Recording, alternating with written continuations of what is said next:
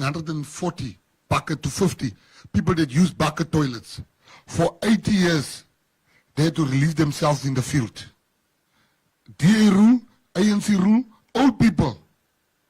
I said, once again, and it's there for you to go and see. If I don't fix this in 100 days, I must resign. That's what I said. If I don't fix this in 100 days, in 100 days when the media came, there was 5 pools that were fixed.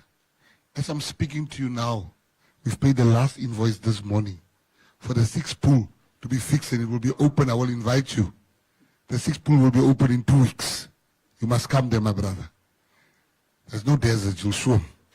Then the bucket toilets in Lughamka and elsewhere, there's no one person is using a bucket toilet in the Central Karoo. Thirdly, the drinking water, the people got clean drinking water today in Lughamka. So I've done in 100 days what mayors that has been in charge has never been able to do. I'm very proud of what I've managed to achieve. Next to me is the Speaker of Beaufort West. He was at my house a few days ago. I asked him one question. I said, Speaker, can you remember what was the first letter I got when I got there? He said, yes, from Eskom. My first day I get a letter from Eskom. They are cutting the electricity of the whole Central Karoo in 4 days. That's my first letter. I made an arrangement. I said, I will pay 10 million rands a month. They said, where will you get it? I said, I will improve the collection rate because the big businesses were not paying in Central Karoo. I cut them off. I cut off the land bank. I cut off the police station. I cut off 2 KFCs. But I first bought, because we were hungry, I bought a barrel. And then I cut them off. When the barrel came out, I said, cut them. So I asked the Speaker next to me. They had no money. And I just want him to give you, in less than half a minute, since I left, how is their finances? Thank you, President. Currently in Beaufort West, let me just say we are under financial recovery plan. That plan is a very good plan for the residents and the municipality. But here's the thing, Press. I wrote a letter as the mayor in 2019 already to Anton Berdel. And that's the devil, asking for assistance and help. The DA don't want to help any place in the Karoo because I asked them to put us under that plan because I know how that plan can do. But here's the thing. When you got there, we were 15 million in debt on an overdraft. Currently, as we speak now, Beaufort West municipality have 36 million on investment. 16 million of that is cashback grant funding. That means if we have to do a project today, we can pay our consultants and we can pay the contractors. We don't have to go into an overdraft to get that money. 19 million of that is pure municipal funding. That means we have funding in our bank. We can pay salaries, we can pay petrol, we can do anything with it. That is municipal funding.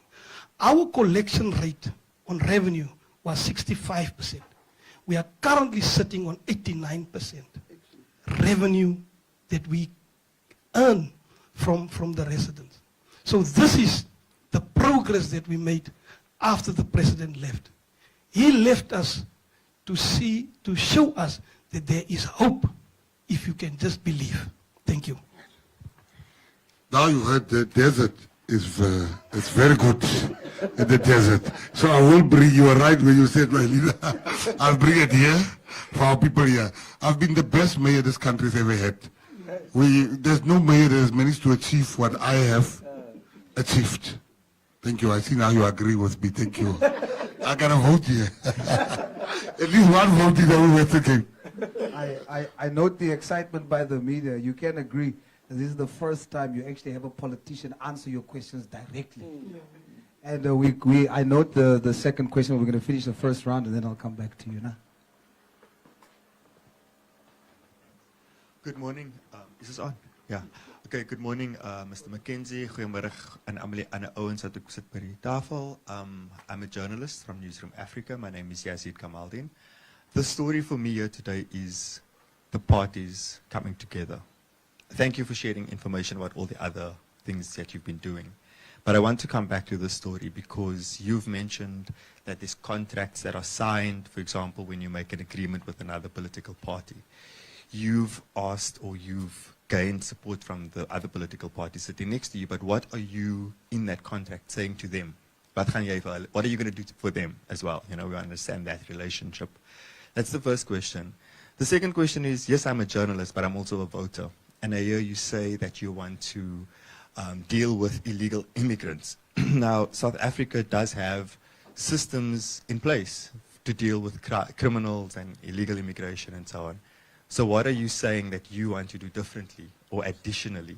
Because there are ways of dealing with this, or are you just saying this to like gain votes from people because there's already xenophobia in our country? Those are my two questions. Thank you. Thank you. Pardon? Let me just answer that one. It's the PA. Director of the PA, you can take the second one. I want you to ask take the one of where they are saying that, what if the contracts, that one you guys will answer, but let me answer the one of the xenophobia. You see, there's systems in place for everything, but we are too reliant on systems. Systems need people to adhere to them. When people don't adhere to a system, that very same system collapses. We have a problem in this country. We are sitting on a 60% youth unemployment rate. We are sitting on 35% adult unemployment rate. But look left and look right, illegal foreigners have jobs. You have two types of illegal foreigner you get. The one that has taken the job of the local, and the ones that are selling drugs to the locals. The ones that are selling expired goods to the locals. The ones that make their own grandpa, that makes their own coke, that makes their own water. Now, for you to say, are we gaining votes here? We stayed at the border. We went during Christmas. We're at the border, an unmanned border. We put up camp there. And we showed South Africa how easy it is to cross the border. Now, the one thing that all of you are missing, it is crime. We all complain about crime. But what is the backbone of to find somebody guilty of conviction? The backbone of conviction is being documented. Now, if you have a lot of people here killing somebody and they go back, what chance in hell does the police have to catch them? I'm saying to you, whether I do this for votes, most of what politicians do is for votes. That's just a fact that nobody wants to admit. Even sometimes when I don't feel like going out, I go out because it might bring in more votes. And people are not honest about that. But I'm being honest with you and I'm telling you that illegal foreigners are a problem in this country. They are a serious problem. They must go home. You know they say special skill. Only people with special skills must come into this country. That's what the law says. But what special skill can you get in Zimbabwe that you can't get here? What special skill? You know, one of these days, all of you journalists that cause me xenophobic, you'll be out of jobs. Because they will replace you with cheaper journalists from Zimbabwe, Nigeria, and those places. I will have the leader ask the other question. Answer us the question. Thank you, Pres. When we started working with the PA in 2022, last year in March, we realized that we have communities in crises.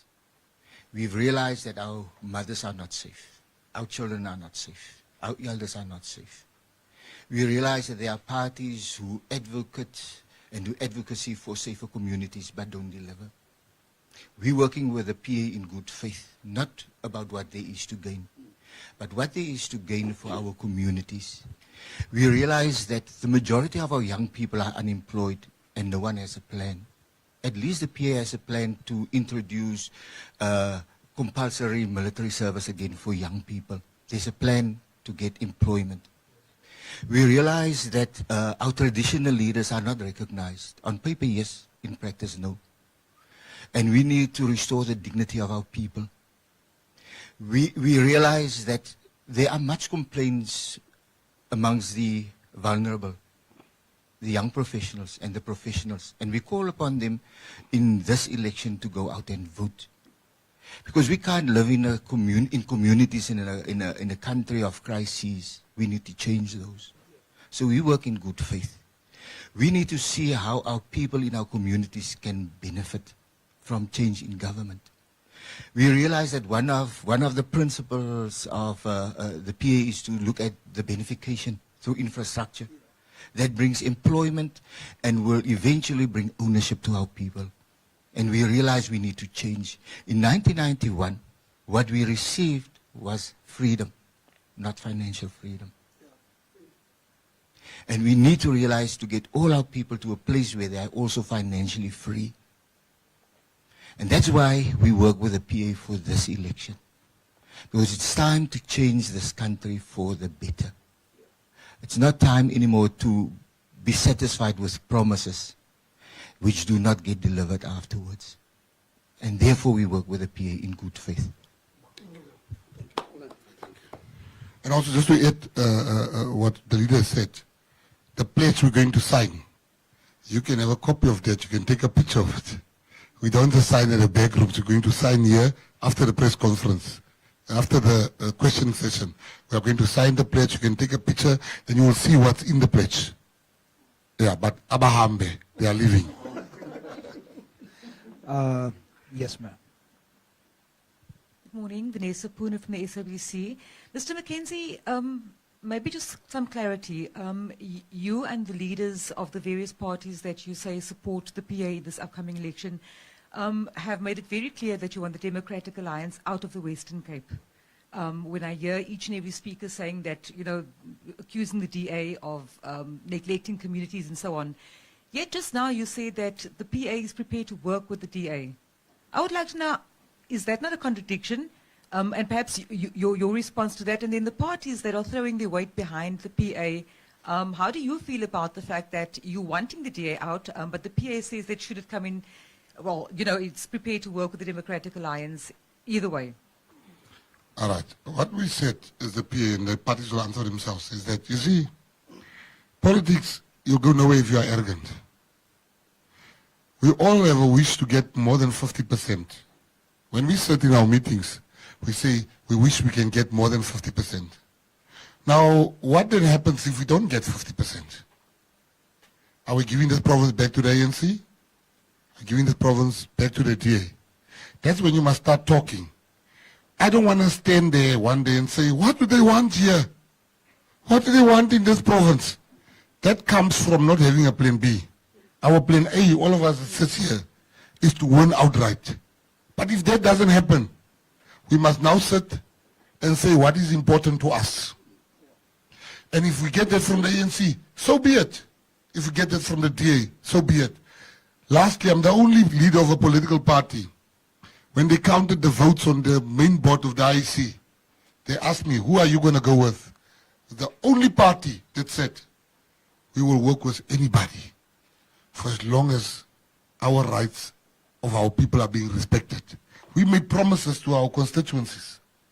And if we attain those promises through the DA, we will take it. If we take it through the ANC, one thing you must know, the DA, one of my businesses, I had to sell 50% of my business, of one of my businesses, because I was going into politics. I needed to get somebody that runs the businesses.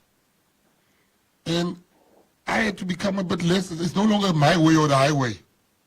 I have to be consultative to say, what do you think? Shouldn't you guys think we should do that? I'm not used to that. I'm used to in my company, this is our direction.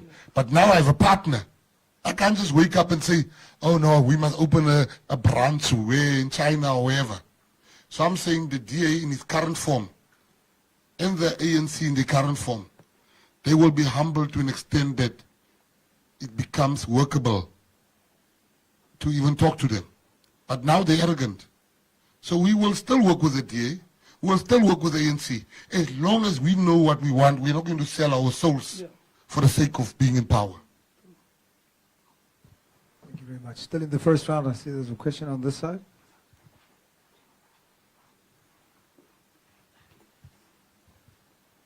Good afternoon, Llewellyn Prince of Netwerk 24 in die Burger here. Good afternoon, Mr. Mckenzie. I just have one or two questions. Just on the first thing that you said, can you just elaborate when you said that your predictions is that the DA will get 30% in the Western Cape? And I know one of my colleagues touched on the issue, just to elaborate how you get to that 30%. And what is your prediction for the PA itself? Your internal, if you have internal polling that you do, can you just explain to us what you perceive the PA will get? And just another question, can you, just for clarity, just the different parties that will pledge to work with the PA, how did this relationship come about? Did you invite them, or did they approach you, or how did, just to explain to me, how did we get to this point? Thank you. All right. I'll start with the last question. I'll go back to the second one and the first one. You know, one thing about parties, we start out hating each other. We start out check each other out. I remember with the party next to me, we were busy campaigning and we went to Steers to buy some food at Lakesburg. They were also at Steers. And just so fortunate that the president of the KDF came 5 minutes after his supporters. I came 5 minutes after my supporters came. And they were already fighting, the two of them, and we came. And they brought some sanity there, the Steers. But, you know, seeing how we work, seeing what OGI is doing, seeing what Fatsenberg Axe is doing, you know, you gain respect for people. So this respect wasn't an email and it's done. It was calling Leon come for them. It was something that we've built over time. You see what this person is voting for. You see what he's standing for. So this relationship is grounded, what we call in the PA, cement fuss. That's number one. Number two, you see the DA will get around 30% in the province. Simply because, and I'll tell you, in the PA, in our prediction, on our own, without any of these parties, our internal polling, our own one, that we, not polls we'll even share with people, but because you asked me, I'll tell you. We looked at we're going to get 24% of the Western Cape. And this is not mumbo jumbo. We've won Botchards outright. We've won Pagdin. We got double the amount of votes that the DA got in the stronghold. There's 3 by-elections happening on the 24th of April. There's a by-election in Malmesbury. There's a by-election in Glen William. There's a by-election in Düsseldorp. The results of those by-elections will show you that we are not talking mumbo-jumbo stuff. The DA is in trouble. Kensington, they didn't even put they acted like they forgot to put a candidate. Now, how did we get to that? How do we know they're going to, the DA is going to get 30%? You know, number one, I'll tell you what. The leaders here, the leaders sitting on my right-hand side, is in chat that you saw here, they're in charge of the by-election in Düsseldorp. And we offered that I must come there and assist them. I must send people. We sent, I think, a bus full of 30 people to go and assist them. They sent them back. They said, no, we don't need them. The DA now is talking already like they are losing. What do they want here? If they were doing all these wonderful things that I see you guys write about sometimes, they have nothing to fear. But even the DA themselves, they know They're not going to get 50%. That's why they're now looking for a scapegoat. They are preparing the people for a loss so that there can be somebody to be blamed. Oh, we blame the small parties. Well, I don't get angry because I'm not a small party. I've only answered because he mentioned the PA. But if he had said small parties, I must talk to ACDP, no small parties, not us. The PA is not a small party. So I'm saying to you, by the DA's own admission, they are in serious trouble. They've approached these parties to work with them also. They've approached these parties, and this party says, no, was Baizan, you were going with the PA. The DA is in serious trouble. When, by the time Marvin of News 24 was asking me the question, I told him, he hijacked me somewhere, I was in the building, speaking to the editor. He asked me the question, do you think the DA is in trouble? I said, serious trouble. Immediately after this article appeared, the DA started admitting. Because all the people there took his article and say, what is they writing that the DA might lose power? Now they're admitting even to their funders. They offered me money to say, we will help you with funding. Not a DA, but DA funders. If you don't compete in the Western Cape. And I said, I'm not a sellout. So they're in trouble, my brother. Thank you. Thank you, President.